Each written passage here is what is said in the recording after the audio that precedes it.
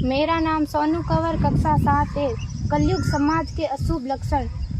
कुटुंब कम हुआ, संबंध कम हुआ, प्रेम कम हुआ, मर्यादा कम हुई, लाज लज्जा कम हुई, विनम्रता कम हुई, समर्पण कम हुए, पुस्तक वाचन कम हुआ, खान पान की शुद्धता कम हुई, बाल कम हुए, कपड़े कम हुए, नींद कम हुई, घी मक्खन कम हुआ, पीतल तांबे के बर्तन कम हुए, भाई भाई का प्रेम कम हुआ, सत्य कम हुआ, अतिथि कम हुए, धैर्य कम हुआ, श्रद्धा और विश्वास कम हुआ, बड़ों का सम्मान कम हुआ और भी बहुत कुछ कम हुआ जिससे जीवन सहज था, सरल था। संतान को दोष न दे।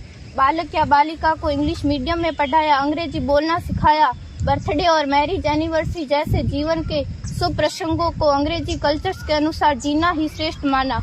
माता पिता को मम्मी डैड कहना सिखाया। जब अंग्रेजी कल्चर से परिपूर्ण बालक या बालिका बड़ा होकर आपको समय नहीं देता, आपकी भावनाओं को नहीं समझता, आपको तुच्छ मानकर आपसे जुबान लड़ाता, जब आपको बच्चे में कोई संस्कार नजर नहीं आता, तब घर के वातावरण को गमगीन किए बिना, संतान को दोष दिए बिना एकांत में जाकर रो लीजिएगा, क्योंकि पुत्र या पुत्री की पहली वर्षगांठ से ही भारतीय संस्कारों के बजाय, मंदिर जाने के बजाय केक कैसे काटा जाता है, यह सिखाने वाले आप और अम्मी है। जब बच्चा पहली बार घर से बाहर निकलता है तो प्रणाम और आशीर्वाद के बदले बाय बाय कहना सिखाने वाले आप और अम्मी है।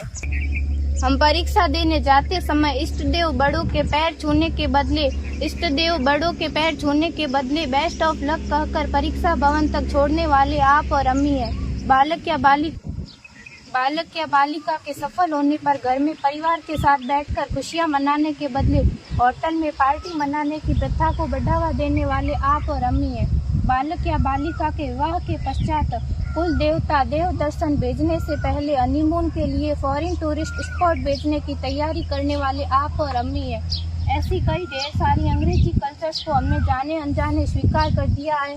अब तो बड़े बुजुर्गों के पैर छूने में भी शर्म आती है। गलती किसकी? मात्र आपके माता और पिता की। अंग्रेजी अंतर्राष्ट्रीय भाषा है, से काम का जेतु सीखना है, अच्छी बात है, लेकिन इसकी संस्कृति को अपने जीवन में उतारने की तो कोई बाध्यता नहीं थी।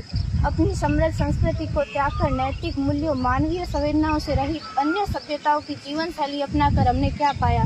अवैध संबंध, टूटते रिश्ते, व्यसन युक्त धन, थके हारे मन, छल भरे रिश्ते, अनुशासनहीन संतानें, असुरक्षित समाज। एक बार विचार जरूर कीजिएगा कि संस्कारवान पीढ़ी क्यों आवश्यक है।